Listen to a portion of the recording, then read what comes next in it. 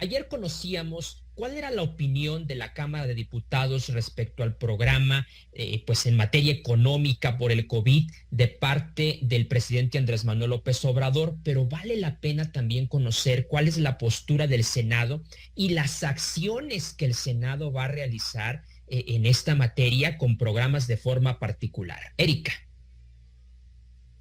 Así es, Juan Carlos, y precisamente por eso nos estamos enlazando con el senador Ricardo Monreal, a quien como siempre agradecemos que nos tome la llamada. Senador, ¿cómo estás? Hola, Erika, ¿cómo están?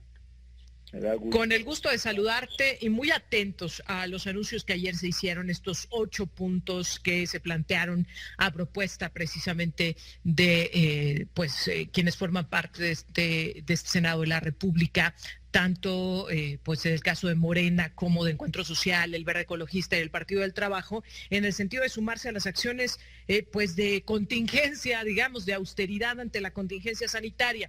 Primero, senador, ¿en qué sentido van estas 8 acciones, estas medidas? ¿Qué esperas del resto de los grupos parlamentarios? Y pues valoras que vendrían a sumar precisamente a las acciones que ya se han propuesto por parte del presidente de México.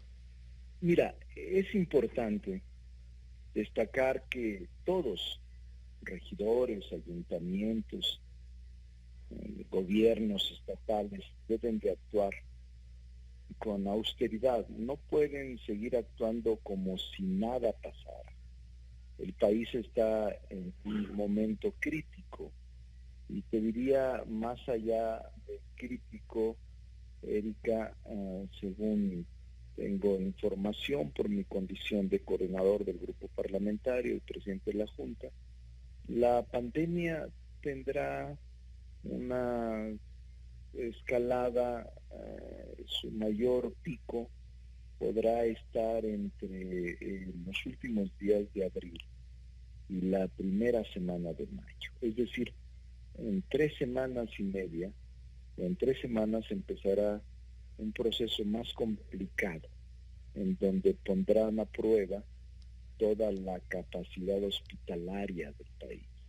Por eso es que todos los poderes legislativos, judicial y ejecutivo tenemos que hacer un esfuerzo de austeridad. Ya lo hizo el Ejecutivo y no podría tampoco quedarse atrás el Legislativo frente a la crisis que vive el país. Y por eso he planteado el día de ayer a la Junta de Coordinación Política del Senado estos 8 puntos que tienen que ver con la disminución de las dietas de un 30 a un 50% y a altos servidores públicos que ganan una cantidad mayor que los trabajadores medios, también la supresión total de todos los viajes, todos las reuniones y compromisos internacionales, que son varias, porque México participa en todos los organismos internacionales y el Senado es el órgano encargado para la vigilancia de la política internacional, pero también al interior del país, todas reuniones que generen gastos se van a suspender. Y la compra de equipo o la compra de materiales que no sea esencial también se va a eliminar. Entonces, todo esto en 8 puntos contenido, incluyendo la facilidad o facilitar bienes inmuebles para habilitarlos como hospitales temporales, se han planteado ayer, Erika.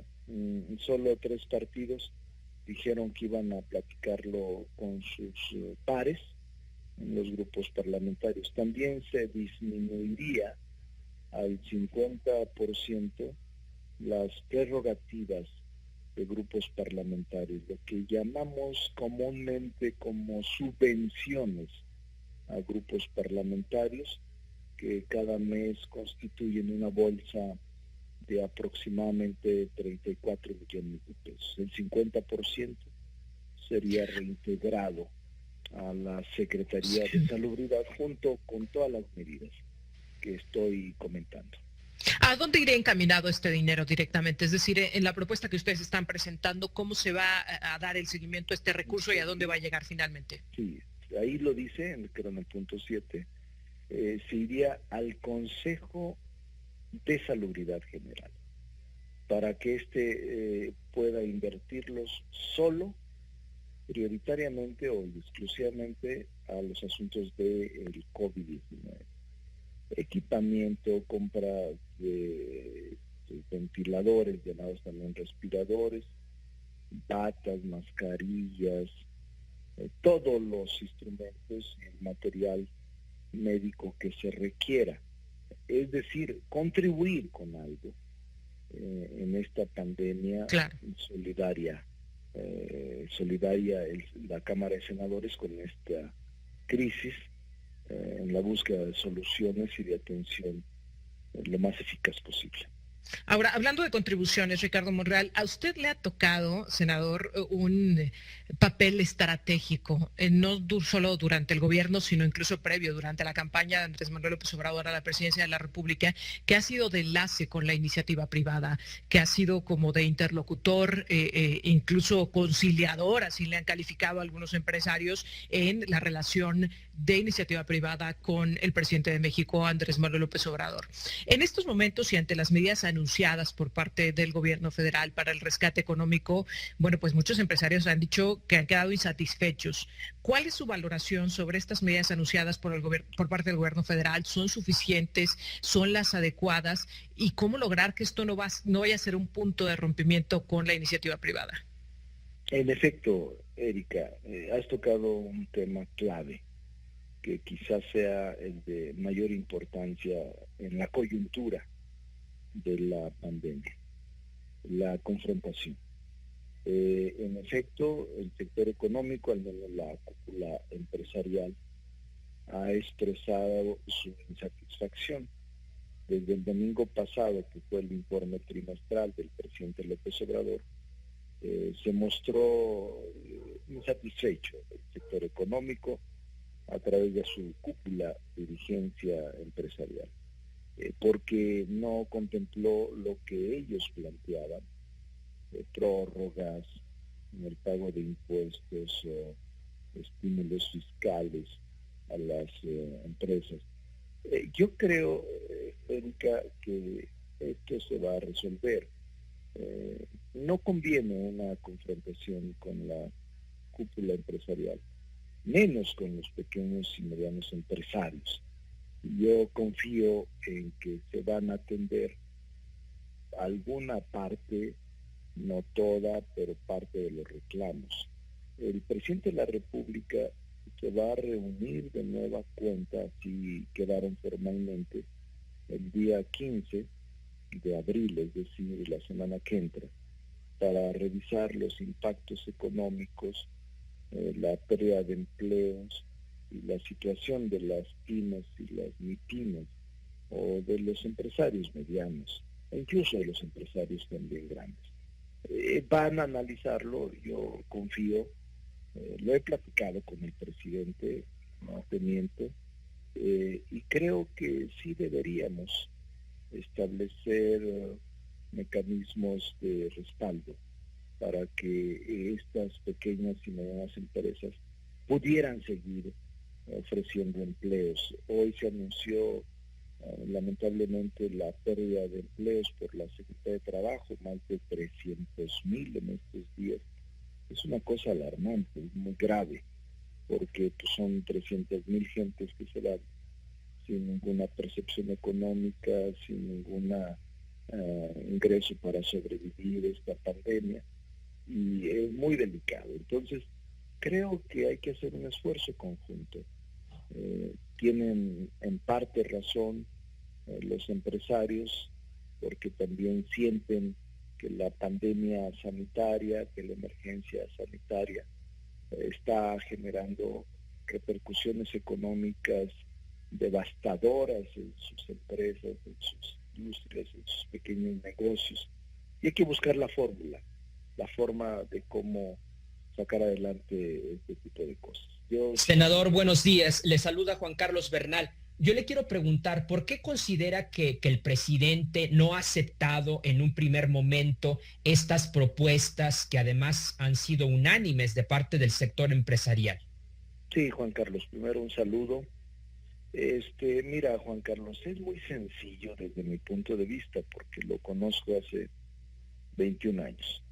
Él trae a colación siempre el tema del FOBAPROA, que todos los mexicanos recordamos. El FOBAPROA es una deuda que seguimos pagando los mexicanos, de 50,000 millones de dólares que fue para rescatar los bancos y los banqueros. Tenemos más de 20 años pagando esa deuda. Y si quisiéramos pagarla en este momento, primero se ha pagado más de 1 billón de pesos por los mexicanos. Es una deuda impresionante. Pero si quisiéramos liquidarla, tendríamos que pagar 8,000 pesos cada mexicano, incluyendo niños, o cada mexicana, de una deuda que no fuiste responsable, que el gobierno decidió transformar una deuda privada en deuda pública que estamos pagando todavía. El presidente no quiere endeudarse. Lo que le planteaba hace unos días el sector económico en un plan trimestral era que adquiriera deuda, Juan Carlos, que el presidente adquiriera deuda, que el país adquiriera deuda de 1 billón de pesos, de 1 billón de pesos. Entonces el presidente se ha resistido porque dice: yo prefiero rescatar a los más pobres, a los más humildes, a los pequeños negocios, a la gente que está sobreviviendo, que a grandes empresarios. Yo creo que se puede conciliar y creo que se puede buscar un término medio, pero yo le atribuyo a eso, Juan Carlos, de que el presidente tiene la experiencia internacional. Hoy mismo el presidente Duque de Colombia, bueno, varios presidentes, pero están pidiendo préstamos al Fondo Monetario Internacional, al Banco Mundial, de cantidades impresionantes para atender el COVID-19. El presidente tiene 6 semanas prácticamente resistiéndose a usar recursos públicos. Ya ha destinado, adelantó 4 meses los apoyos, que son cerca de 300,000 millones de pesos, de adultos mayores, de becas, también 500,000 pequeños créditos, tandas. Es decir, ha invertido un fondo de más de 600,000 millones de pesos que intenta crear 2 millones de empleos. Sin embargo, todavía hay el reclamo de los empresarios de que a ellos puedan no condonarles, porque han sido muy claros, pero sí sino posponer prórrogas mensuales de pago, facilidades, que me parece correcto. Es decir, yo en esa parte sí creo que deberíamos revisarlo. ¿Ves que en ese sentido vaya a la corrección, el ajuste por parte del presidente? ¿Ese sería el término pues, a lo medio? que ya se ha presentado? Sí, el plan es muy amplio. Juan Carlos, lo conozco, lo leí, y obviamente plantean que pueda adquirir deuda por 1 billón de pesos el país. Andrés no lo va a aceptar nunca. Pero sí creo, Erika, y tú, Juan Carlos, que podríamos conciliar los términos para que se atendiera el devaste económico, la devastación que va a sufrir la nación después del coronavirus. Pero yo creo, y por eso insisto, en que en este momento deberíamos atender la ciencia, las recomendaciones científicas, porque Erika y Juan Carlos, tiene una curva muy delicada. San Luis Potosí no está metido en los estragos en el país, está fundamentalmente Ciudad de México, Estado de México, Jalisco, algunas partes del país que tienen mayor número de contagios. Ojalá y quienes me escuchan sí hagan caso, porque yo ayer pasé aquí en la ciudad, tuve que ir al Senado, y hay los controles, es decir, la gente está actuando con mucha solidaridad, y la ciudad prácticamente sola, pocos lugares con poca gente.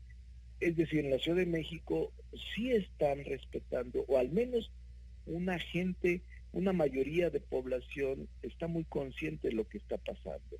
No es broma, no es un asunto que se haya inventado. Viene un pico en la pandemia muy grave. Yo así lo califico, porque serán miles, Erika y Juan Carlos, los que tengan necesidad de hospitalizarse en poco tiempo. Así es de que si te quedas en casa, nos ayudas o ayudas mucho al país, o ayudas mucho al sector salud para no contagiar y para no contaminar con el COVID-19 a otras personas, o atenderte en casa, o rápidamente informar a los al sector salud. Yo lo que en este momento planteo es que estas 3 semanas cuidemos mucho la parte de salud, de vidas humanas, y que sin descuidar la parte económica que generará esta pandemia, la dejemos o la ocupemos en su momento. 3 semanas para que no cause más estragos. Yo estoy seguro que después del día 15, que se reúne el presidente de nueva cuenta con la cúpula empresarial, va a haber decisiones inteligentes que se tomen en esa reunión. Estoy seguro de eso. Ojalá y así sea. Por lo pronto, hoy el presidente ha aclarado, él mismo ha dicho esta mañana que no hay ruptura con los empresarios, que simplemente no están de acuerdo, pero que se va a buscar pues que esto funcione, que el plan de reactivación económica dé buenos resultados, y esto nos abre una buena expectativa de que no hay una cerrazón por parte del gobierno federal, como tú lo mencionabas, senador, sino que habrá en su momento un replanteamiento una vez que se hayan pues sentado virtualmente, pero sentado a platicar y a revisar pues cuáles son los puntos en donde el gobierno federal está dispuesto a ceder y donde los empresarios están dispuestos a reconocer que el gobierno federal tiene la razón. Te agradecemos mucho que nos hayas tomado la llamada, porque hoy más que nunca a la ciudadanía le hace falta escuchar voces serenas, que nos den tranquilidad, que nos den certezas, y por eso te aprecio mucho que nos hayas tomado la llamada. Al contrario, Erika, saludos a la familia Torres Corso, por favor. Y muchas gracias. Muy plurales, ustedes también como programa. Ustedes han sido siempre muy cuidadosos. En los peores momentos de la política partidista, siempre abrieron espacios de manera plural, y eso ayuda mucho a que la gente mantenga la confianza en ustedes. Saludos, Erika. Muchas gracias. Muy buenos días. Buenos días. Ricardo Monreal, el senador Ricardo Monreal, que encabeza además el Senado de la República, platicando con nosotros en esta mañana.